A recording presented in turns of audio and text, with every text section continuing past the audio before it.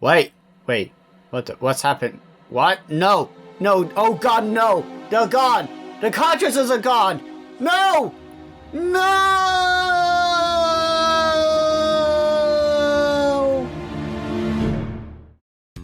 Pizza in my oven, but my belly's too fat.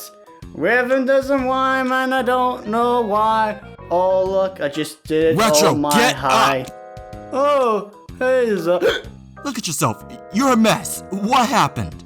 well, a couple of plumbers and all the kingdoms fell off the wall, and Humpty couldn't put them back together again.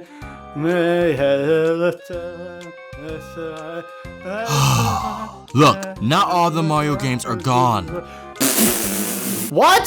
Tell me, what games are left? Alright, listen, calm down. Jeez. This isn't Mario. You know what? Fine, tell me how the review goes. I swear to God. God damn it.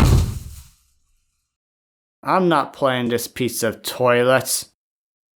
The company Rare, also known as Rareware, was founded in 1985 in the UK. After reverse engineering Nintendo's own Famicom, something they claimed would be impossible, they received an unlimited budget from Nintendo, allowing them to make plenty of games for the NES, such as Wizards and Warriors, Marble Madness, and God knows how many Battletoad games. And while not bad games, they certainly weren't highly successful.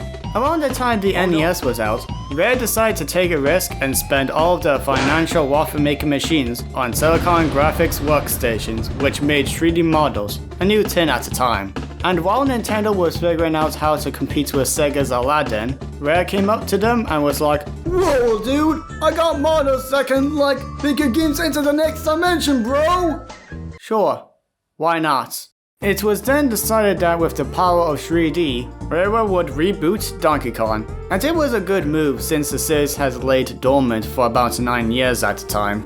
Thus, they released Donkey Kong Country during the winter times of 1994, 2 months after Sonic & Knuckles actually, with its own revolutionary lock-on technology. So, will this game be as good as the graphics? Guess we're gonna find out.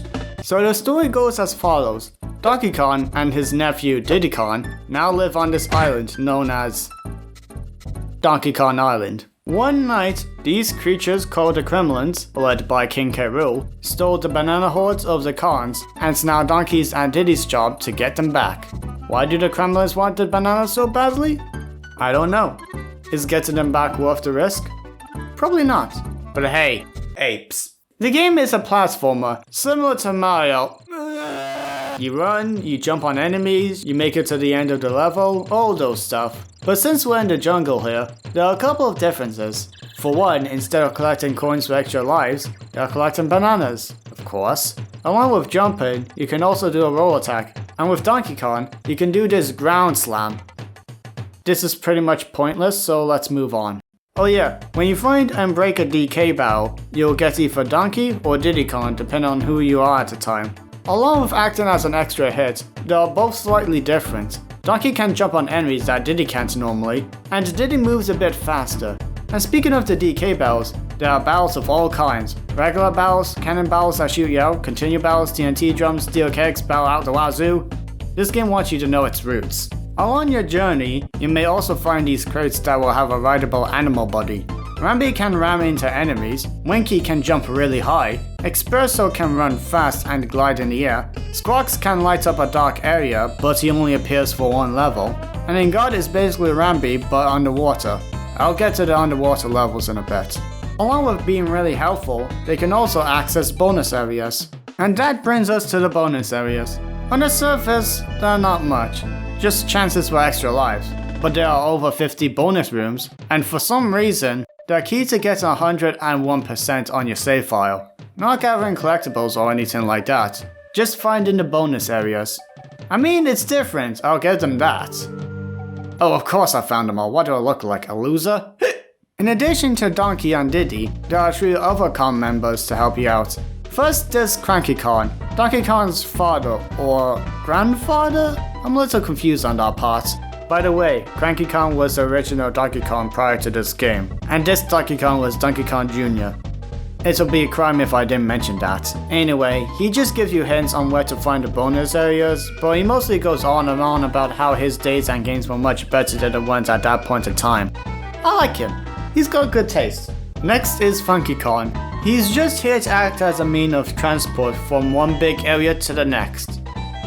But why? Why do I need something like this? Why can't I just go back left? And lastly, there's Candy Kong, Donkey Kong's love interest. She's here for your only way of saving. This normally wouldn't be a big issue, but you only come across her once at the end of a big area. And combined with Funky Kong being around at that point too, if you get the game over before you reach her, you have to do all of these levels again. That might be a bit annoying. Luckily, that's not the case most of the time because the level design is very well thought out. While this game didn't have the Miyamoto bike since he was focused on Yoshi's Island, though he did help out a little, the levels are just right. All of this jumping, swinging, and climbing,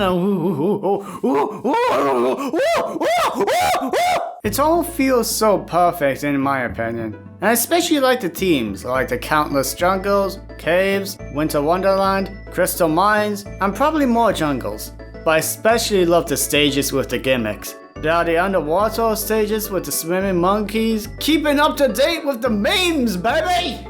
The stop and go battles that change the behaviors of these guys, jumping from minecarts to minecart, the lights going out, and more. And even with all of that, it keeps its difficulty curve just right with no issues apart from how it saves. The only issue was that one snowy level and its cannon battles. Look at this! It goes around, it stops here, I press fire, but then it goes back here, and just... why? I'm not joking when I say I lost my sanity here, more so than I already have. Stupid game make me do an extra lives glitch just to... Don't judge me! Other than that, it's worth some small trial and error. Oh, and it has a multiplayer mode.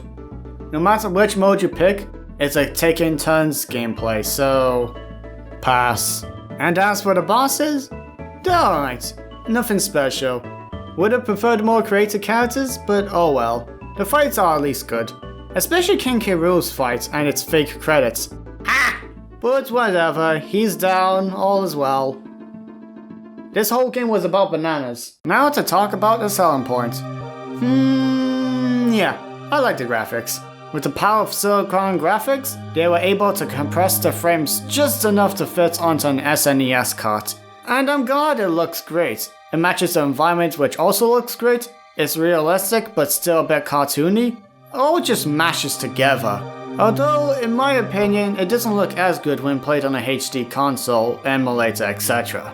As for the music, H2 also sounds really good, to the point where you question if it's really coming from a Super Nintendo console, with a few exceptions. In fact, it's so good that this was the first game to have its soundtrack put onto a CD outside of Japan. Funny fact is that some games already came bundled with a CD of their own, and they're just random songs with nothing to do with the game. Why didn't they bundle it with the soundtrack? And that's Donkey Kong Country. What do I think of it? It's most certainly revolutionary, and the gameplay does not let it down. I still have my respects and fun with Star Fox, don't get me wrong, but this game just seems to be good in every way, not including a couple of issues. Bringing back a dormant series, fresh new platforming gameplay, and especially stunning presentation. I can guarantee that you will find yourself having a good time with this game. Hey Retro, I just saw your review and oh my god!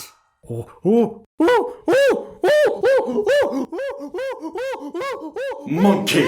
Hey, thanks for watching. Hope you enjoyed the review. You know, I'm really bad at these. I need to come up with an alternative or something like that. If you enjoyed, watch, comment, subscribe. I just said watch. Well, if you want, you can watch it again. Anyway, while coming up with the script for this review, I figured that I could actually link... I actually came up with the idea to link this review with, and Mario Land review with the reviews from here to the end of Christmas, if I can at the very least. So yeah, finally having the whole plot link in some way. It's not, I don't think it's gonna be much, but I hope it'll be funny in some way. Gonna be the Mario's Dead arc, so... So... yeah, don't forget to share this with everyone you know and love. And Patreon, Twitter, I don't know. See you later.